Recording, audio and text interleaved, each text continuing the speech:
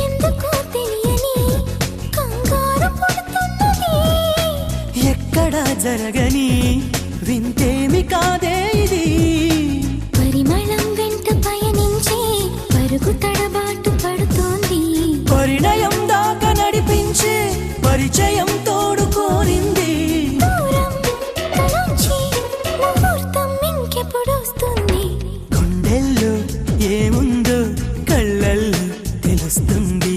పెదవుల్లో ఈ మౌనం నీ పేరే పిలుస్తోంది. నిలవదు కథ హృదయం నువ్వు ఎదురుగా నిలబడితే, కదలదు కథ సమయం నీ అలికిడి వినకుంటే. కలవరమో తొలివరమో తెలియని తరుణమిది.